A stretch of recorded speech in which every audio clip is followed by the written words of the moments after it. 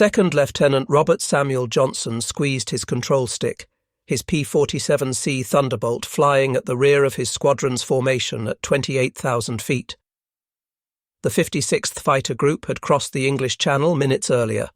48 Republic P-47 Thunderbolts flying escort for B-17 bombers returning from striking Villacoublay airfield near Paris.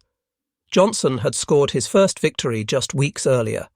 He was 23 years old, from Lawton, Oklahoma, still learning the brutal calculus of air combat over occupied Europe. The son of a mechanic, Johnson had grown up poor during the Depression, earning his pilot's license the day before his 16th birthday by working odd jobs and saving every penny. Now he flew one of the largest, heaviest single-engine fighters ever built, 7 tons of metal and fury powered by 18 cylinders of American engineering. The massive Pratt & Whitney R2800 radial engine ahead of him produced 2,000 horsepower, turning a 13-foot propeller that could pull the Thunderbolt through the sky at over 400 miles per hour. Then everything exploded. 16 Focke-Wulf FW-190 fighters from Jagdgeschwader 26, one of the Luftwaffe's most elite units, dove out of the sun from 32,000 feet. The first pass scattered the Thunderbolts. Johnson's aircraft, flying tail-end Charlie, took the concentrated fire of multiple German fighters. 20mm cannon shells tore into his fuselage. The canopy shattered. Hydraulic lines ruptured, spraying fluid across his face and into his eyes. Shrapnel from a cannon shell peppered his right leg. A machine gun bullet creased the tip of his nose. The engine caught fire. Johnson tried desperately to bail out, but discovered his canopy was jammed, damaged by cannon strikes. It would open only 6 inches, not enough for him to squeeze through with his parachute. The fire went out on its own, starved of fuel by the ruptured lines. But Johnson was half blind, his eyes swollen shut from hydraulic fluid burns, struggling to control an aircraft that had absorbed at least 21 direct 20mm cannon hits and more than 200 7.92mm machine gun strikes. Any other fighter would have disintegrated. Most pilots would have been dead. Johnson and his Thunderbolt kept flying. This moment would become one of thousands that fundamentally altered how German fighter pilots understood American engineering philosophy. The Luftwaffe had been trained on aircraft that prioritized speed, maneuverability, elegant efficiency. Every gram of weight was scrutinized, every design choice optimized for performance. The Americans, it seemed, had built something entirely different. They had built a flying tank. And in that difference lay a revolution in fighter design that would influence aviation for generations to come. The German aces, the most skilled fighter pilots in the world, men who had shot down hundreds of Allied aircraft, were about to learn a humbling lesson. Skill and firepower meant nothing if your enemy simply refused to fall. The story of the P-47 Thunderbolt is not just about an aircraft. It is about the collision of 2 engineering philosophies, 2 ways of thinking about survival, 2 approaches to warfare itself. And it begins with a simple, terrifying question that German pilots asked themselves after every encounter with this massive American fighter: why won't it go down? The Republic P-47.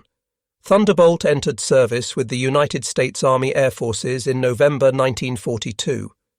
At first glance, it seemed to violate every principle of fighter design that had been established in the first 3 years of the war.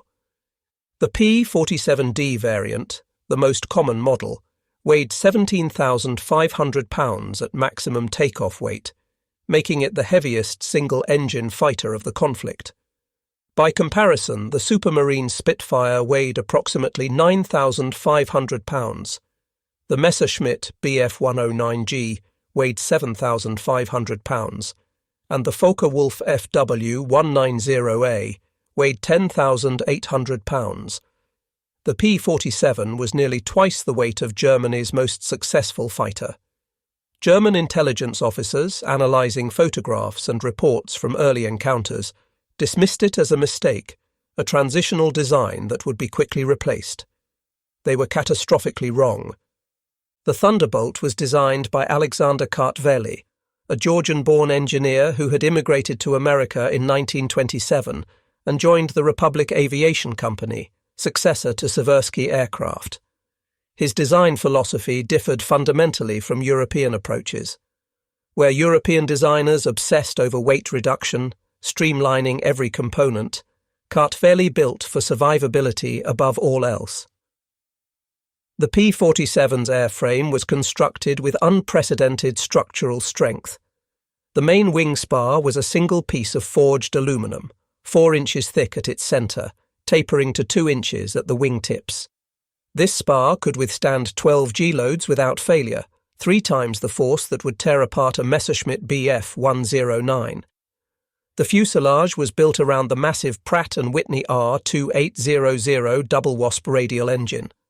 But more importantly, the entire aircraft was surrounded by protective structures that would prove revolutionary. Between the engine and the pilot sat the turbocharger system, oil coolers, intercoolers, and most crucially, multiple fuel tanks with varying internal capacity by variant.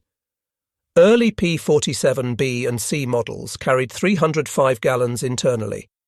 The bubble canopy P-47D25 through D40 variants, the most common in combat, carried 370 gallons. Late-war P-47N variants for Pacific service carried an extraordinary 556 gallons. Every gallon was stored in self-sealing tanks, a technology that would prove decisive. Self-sealing fuel tanks were not new. The British had developed them, the Americans had improved them. But the P-47's implementation was unprecedented in its effectiveness.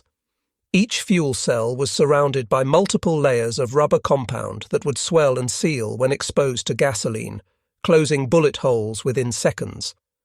German pilots discovered this the hard way. Attacks that would have sent any other fighter down in flames simply punched holes that sealed themselves. The P-47 kept flying. The pilot protection extended far beyond fuel tanks.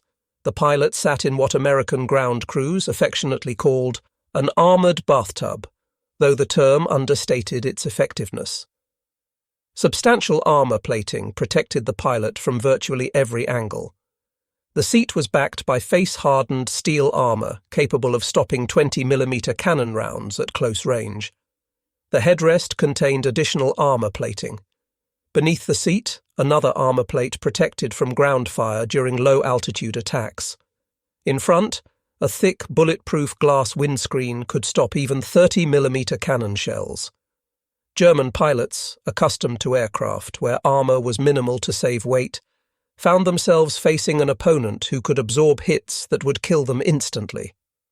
Major Heinz Bär, third highest scoring German ace with 220 victories across all fronts, would later describe his frustration in post-war interviews. The P-47 could absorb an astounding amount of lead and had to be handled very carefully. We could hit them repeatedly with our cannon. We could see our rounds striking, but the pilot never fell. The Thunderbolt pilot could sit there, absorbing our fire, waiting for his moment to return fire. It was psychological warfare. We knew we were hitting them, but they wouldn't die. The first major air battle that revealed the P-47's extraordinary toughness occurred on that June afternoon in 1943. Robert Johnson's squadron had been jumped by Jagdgeschwader 26, commanded by some of Germany's finest pilots. The tactics that had worked brilliantly against P-38 Lightnings and P-40 Warhawks failed completely against the Thunderbolt. Johnson's badly damaged fighter plummeted initially, spinning toward the earth. Through enormous physical effort, fighting controls that barely responded, half-blind from hydraulic fluid burns, Johnson managed to level the wings and pull out of the dive.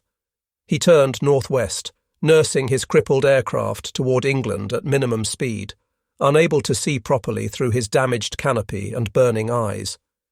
Then a single FW-190 appeared behind him.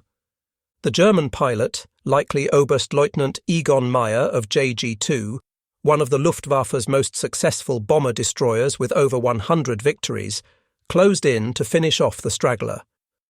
Meyer had expended his 20mm ammunition destroying B-17s earlier in the mission, but his 7.92 mm machine guns still functioned.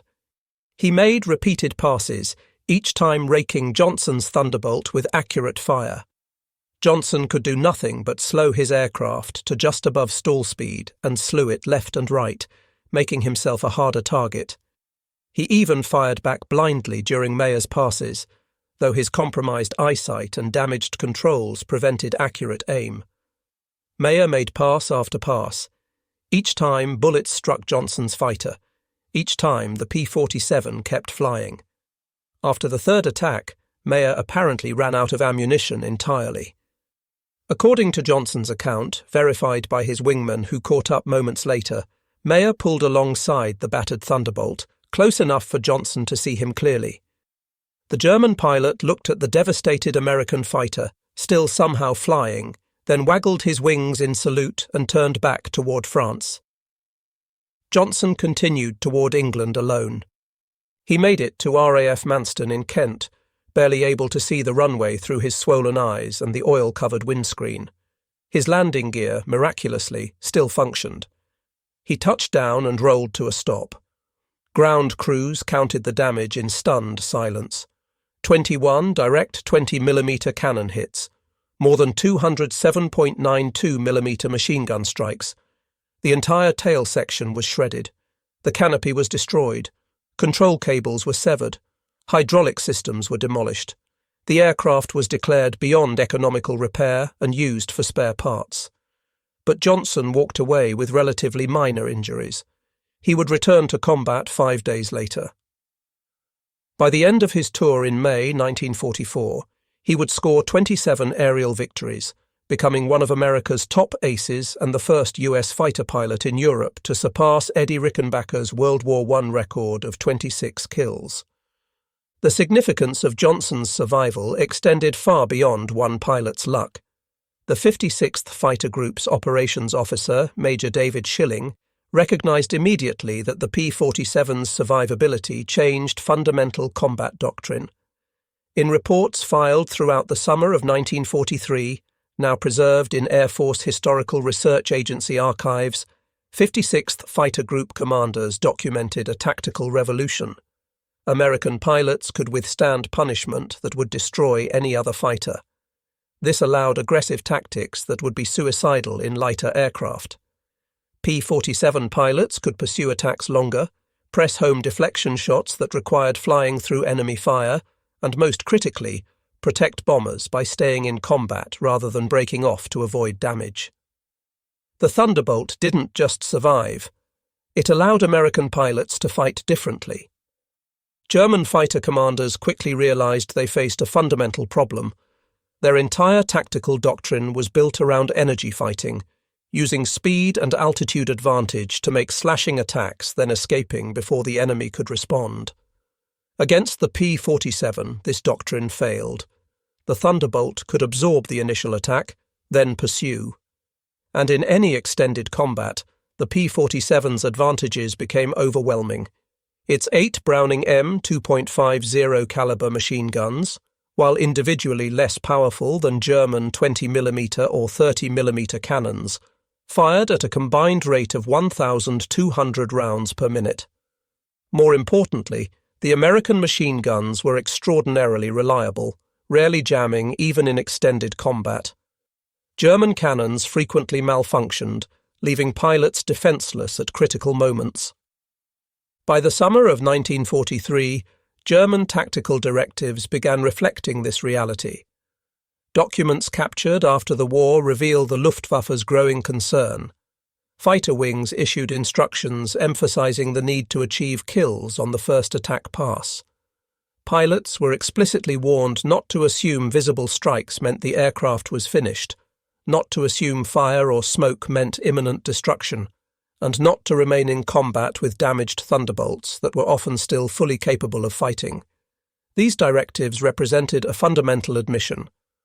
The Luftwaffe's best pilots, flying aircraft they believed superior, were being told to avoid extended combat with American fighters. The impact on German morale was profound. The summer and fall of 1943 brought the strategic bombing campaign into full intensity. American B-17 and B-24 bombers struck deep into Germany, targeting aircraft factories, oil refineries, and ball-bearing plants. The P-47 groups, now numbering multiple complete fighter groups with plans for many more, escorted the bombers. German fighter wings, under desperate pressure to stop the bombers, threw everything into the attacks. The results proved devastating for the Luftwaffe, not in terms of aircraft destroyed, but in terms of pilot morale and tactical effectiveness. Attacking bomber formations meant flying through fields of defensive fire from both bombers and escorts.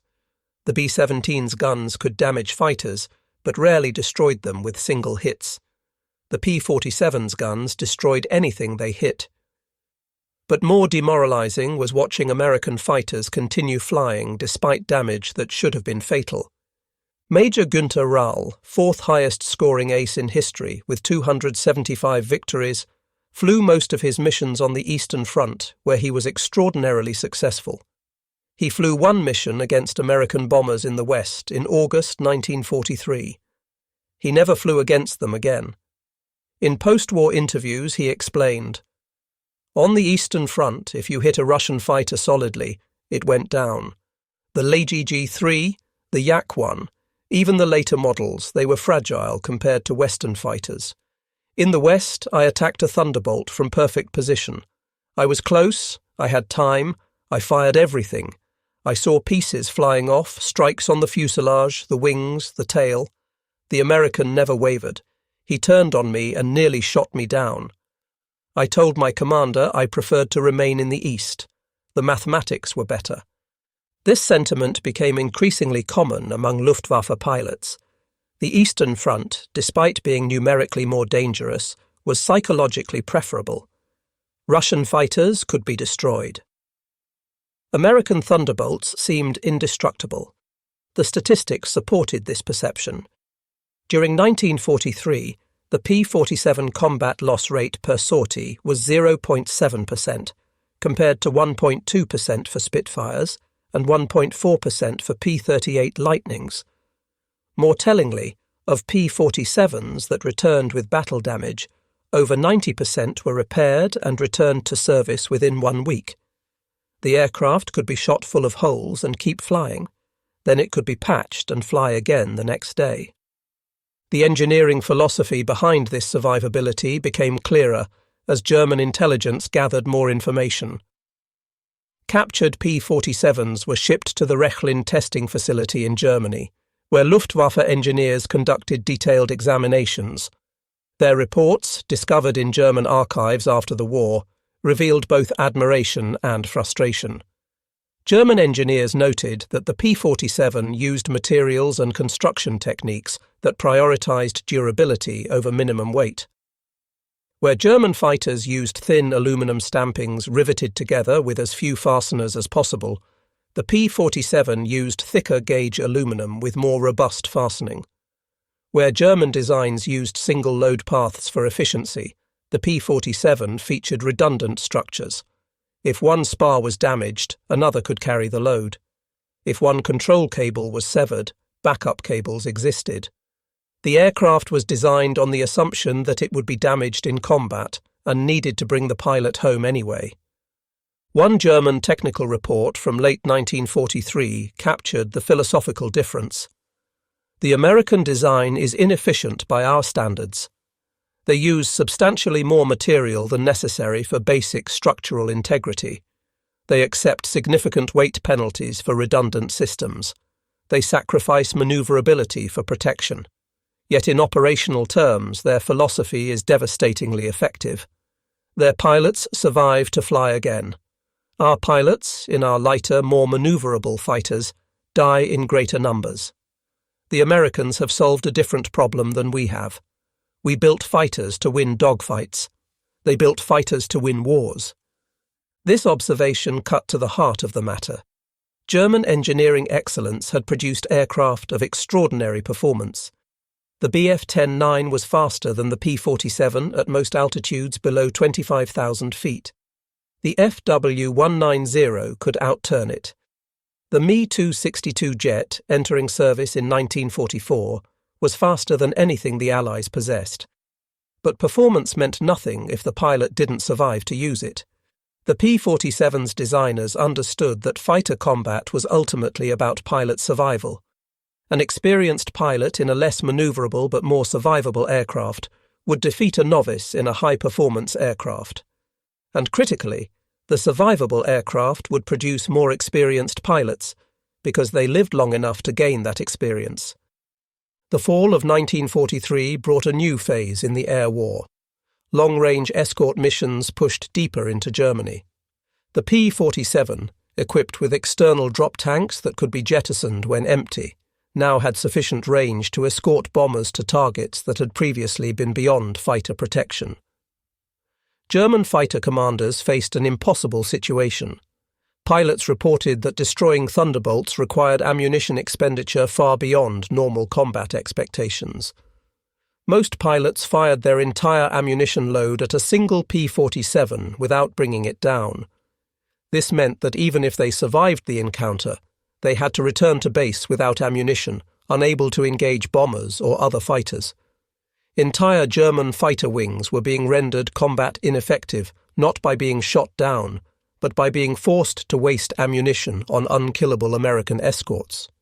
General Major Adolf Galland, commander of all German fighter forces from November 1941 to January 1945, issued directives attempting to address this problem. In October 1943, he ordered pilots to ignore American fighters and focus exclusively on bombers. The theory was that bombers were the real threat. Fighters were just escorts, and destroying the bombers would end the campaign.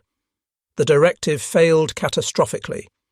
American fighter pilots, freed from defensive concerns by their aircraft's survivability, became even more aggressive.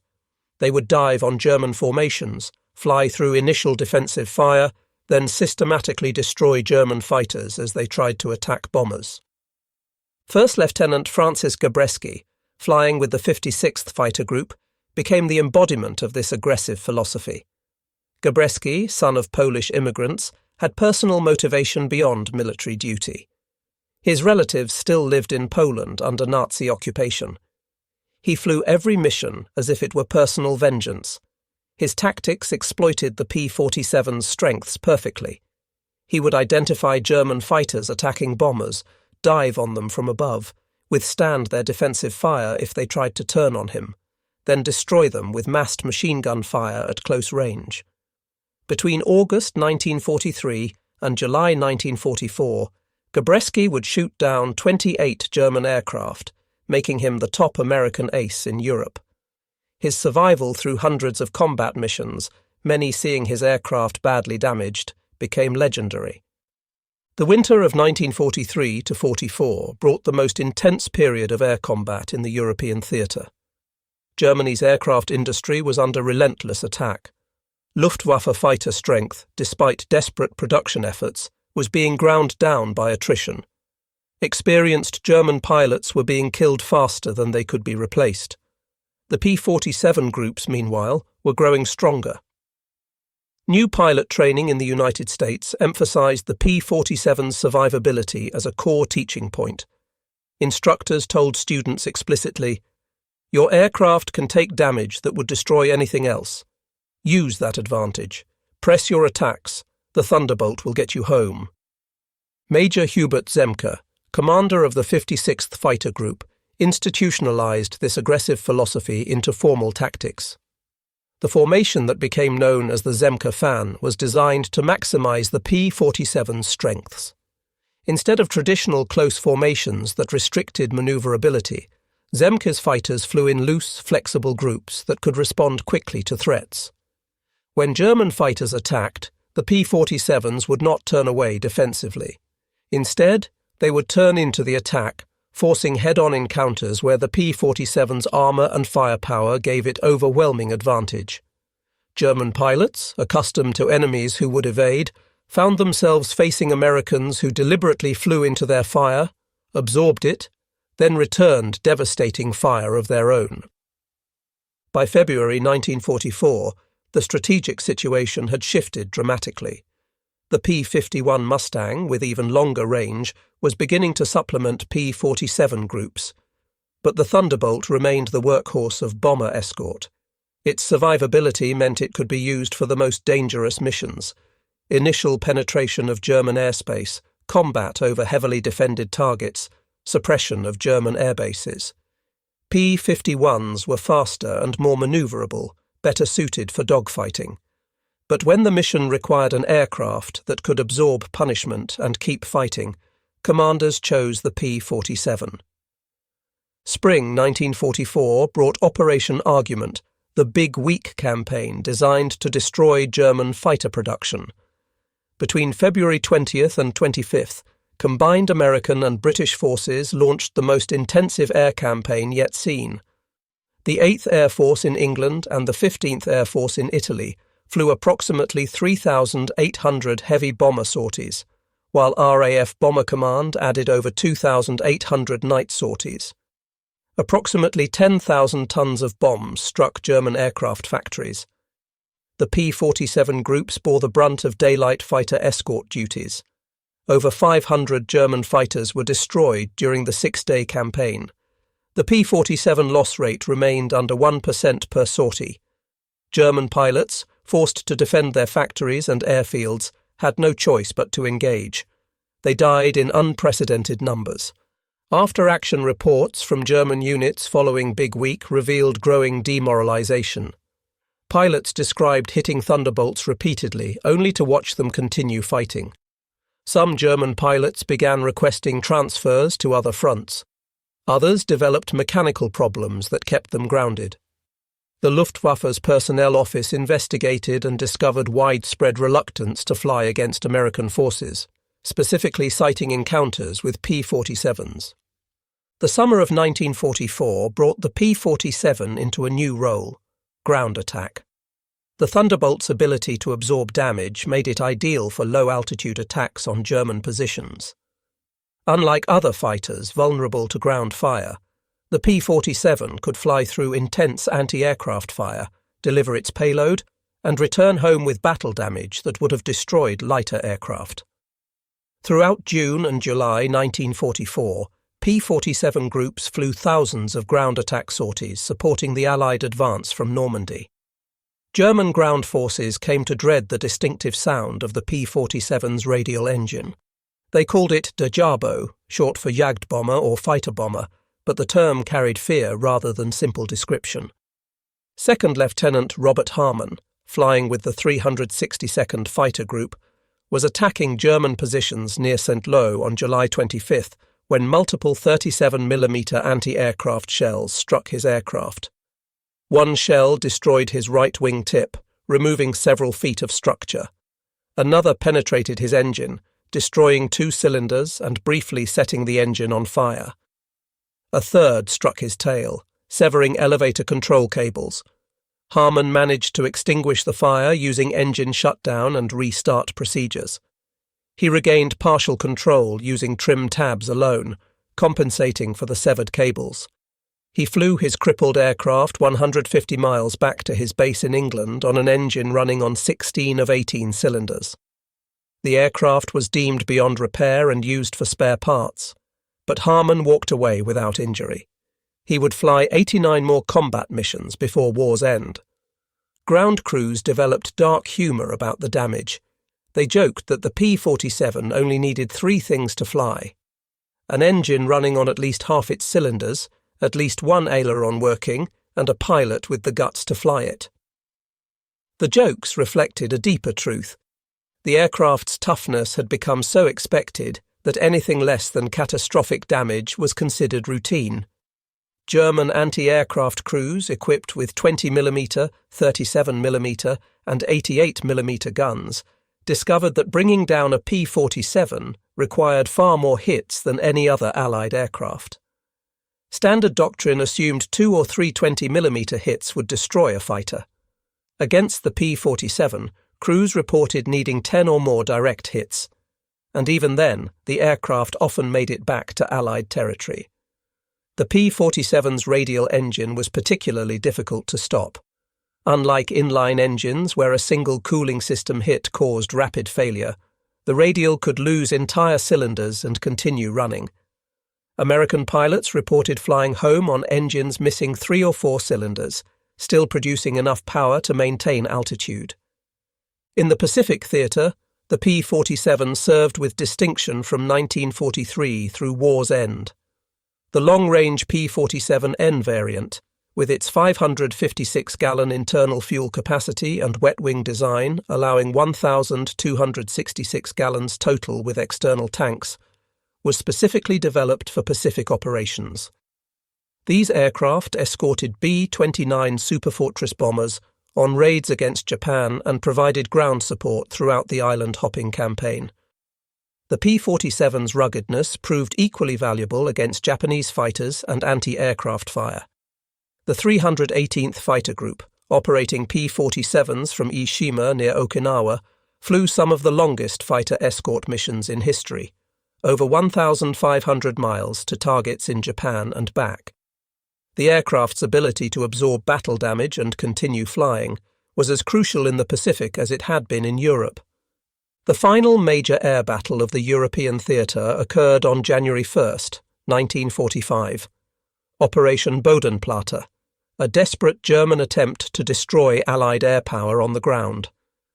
The Luftwaffe launched over 850 fighters in coordinated strikes against Allied airfields in Belgium and Holland.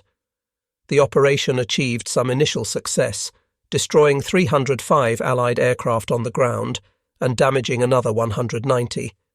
But as Allied fighters scrambled and engaged, the results were catastrophic for the Germans. The battle lasted most of the day, sprawling across hundreds of square miles. By evening, the Luftwaffe had lost 271 aircraft destroyed, with 143 pilots killed or missing, including 3 Geschwader Commodore, 5 Gruppenkommandeure, and 14 Staffelkapitän. The loss of experienced leadership was irreplaceable. P-47 groups engaged throughout the day lost aircraft primarily to ground fire during initial German strafing attacks. Not one P-47 was lost in air-to-air combat despite being outnumbered in many engagements. German pilots returning from Bodenplatte reported the same frustrating experience they had suffered throughout the war. They would hit P-47s repeatedly, see visible damage, yet watch the American fighters continue fighting. Major Gerhard Barkhorn, second highest scoring ace in history with 301 victories, all on the Eastern Front, participated in Bodenplatte. In post-war interviews, he described shooting at one P-47 with his entire ammunition load, seeing numerous strikes, yet the aircraft continued flying until he finally hit a critical component. He noted that with the same ammunition on the Eastern Front, he could have shot down 5 Russian fighters. The war ended in May 1945. The final accounting showed the P-47's extraordinary success. Over 15,683 P-47s were built during the war, more than any other American fighter except the P-51 Mustang. P-47S flew 546,000 combat sorties in the European and Mediterranean theatres. They were credited with destroying 3,752 enemy aircraft in air-to-air combat, plus approximately 3,000 more on the ground, for a combined total of about 7,000 enemy aircraft destroyed. They also destroyed 9,000 locomotives, 86,000 railroad cars, and 6,000 armoured vehicles in ground attack missions. But most importantly, the P-47's loss rate per sortie was the lowest of any American fighter, 0.7% in the European theatre. For every 1,000 sorties flown, only 7 P-47s were lost. By comparison, the P-38 Lightning lost 13 per thousand, the P-51 Mustang lost 9 per thousand. The P-47's survivability translated directly into pilot survival. Of American aviators who served in Europe, those flying P-47s had the highest survival rate of any fighter pilots. This wasn't just a statistical anomaly. It represented thousands of young men who came home to their families instead of dying over Germany. The engineering decisions that made the P-47 tough were also humanitarian decisions. though the engineers probably never framed them that way. German aces interviewed after the war uniformly expressed respect bordering on awe for the Thunderbolt's toughness. When aviation historians asked General Lieutenant Adolf Galland in post-war interviews what Allied aircraft he most respected, his answer was immediate and consistent. The P-47 Thunderbolt, not because it was the best fighter aerodynamically. The P-51 was faster and more maneuverable. The Spitfire was more elegant, but the Thunderbolt was nearly unkillable. You could hit it and hit it and hit it, and it would keep coming. That was psychological defeat, knowing that your best shots might not be enough. Oberst Johannes Steinhoff, 176 Victory ace who survived the war despite being shot down multiple times, provided perhaps the most eloquent summary in his 1970 memoir. We learned to respect all our opponents, the Russian pilots for their courage, the British for their determination, the Americans for their numbers. But we feared the P-47 specifically. It represented American industrial might in tangible form. It was the equivalent of a flying fortress, a machine so overbuilt, so excessive in its protection, that it defied our conception of what a fighter should be. We flew graceful, efficient, deadly machines. They flew armoured fortresses, and in the end their fortresses defeated our thoroughbreds.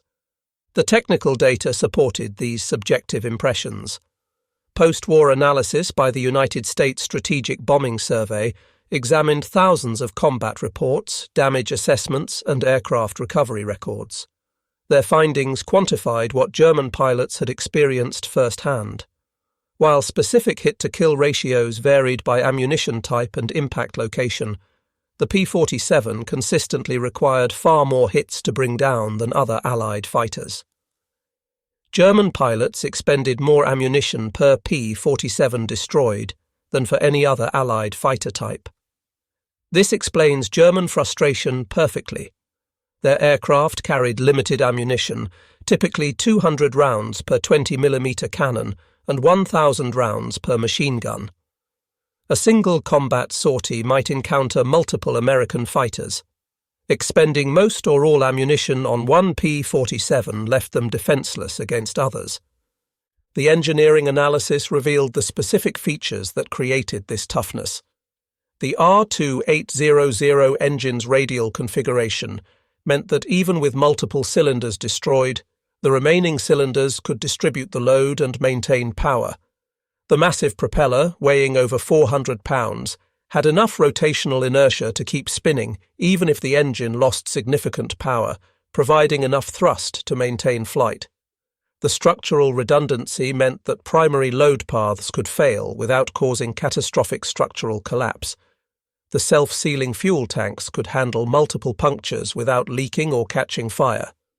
The armour protection covered not just vital areas, but also redundant systems, ensuring that even if primary controls were damaged, backup systems would function. The P-47's influence on post-war fighter design was profound and lasting. The United States Air Force, analysing combat data from World War II and the Korean War, concluded that survivability was as important as performance in fighter design. This philosophy influenced every American fighter developed subsequently. The F-86 Sabre, F-100 Super Sabre, F-4 Phantom all incorporated lessons from the P-47, redundant systems, protected vital components, survivability as a design priority equal to performance. Even the Soviet Union, capturing German analysis of the P-47 and conducting their own studies, reached similar conclusions. Post-war Soviet fighters emphasized protection far more than pre-war designs had. The global evolution of fighter design shifted toward the American model, away from the German model of performance over protection. Modern fighter pilots, flying aircraft costing hundreds of millions of dollars, still study the P-47's combat record. The lessons remain relevant. A pilot who survives to complete the mission is more valuable than a pilot who achieves maximum performance but doesn't return. Modern aircraft like the A-10 Thunderbolt II, named explicitly in honour of the P-47, carry forward the same philosophy. build an aircraft that can absorb enormous damage and still accomplish its mission.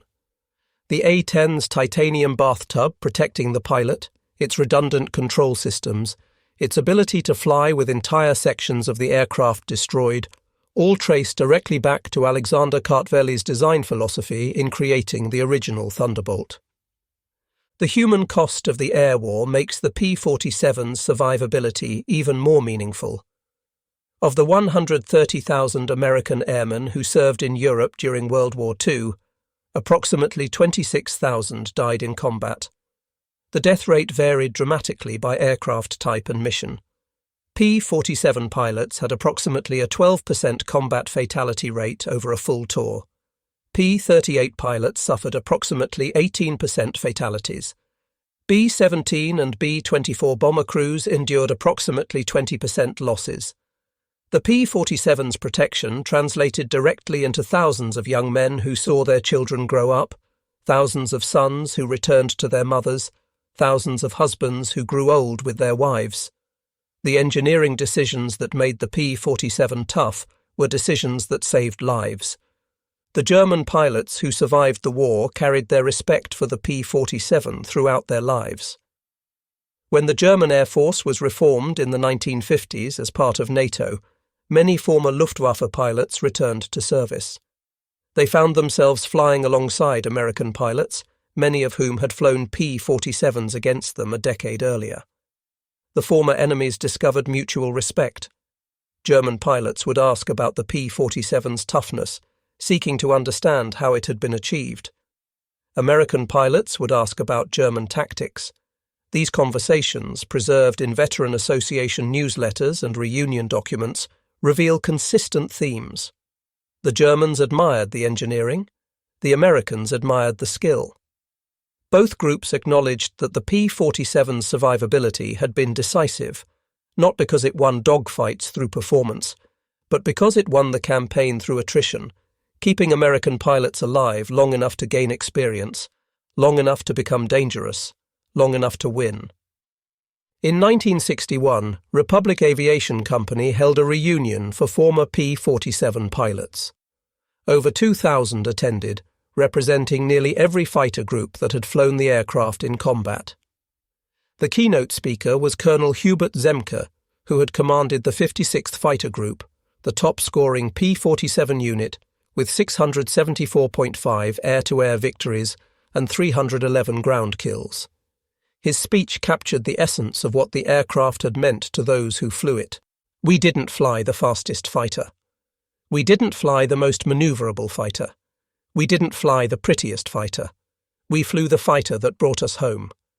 When you're 23 years old, 6 miles above Germany, with the Luftwaffe shooting at you, that's all that matters. The Thunderbolt was built by people who understood that. It was built by people who cared whether we lived or died. Every one of us in this room owes our life to the men and women who designed and built that aircraft. They gave us protection when we needed it most. They gave us a fighting chance when the odds were against us. They gave us the confidence to press the attack because we knew, no matter what happened, the Jug would get us home. The nickname Jug, short for Juggernaut, captured the aircraft's essence perfectly. It was unstoppable, relentless, inevitable. German pilots learned to fear that inevitability. They could hit it, damage it, make it smoke and stream fuel, but they couldn't stop it.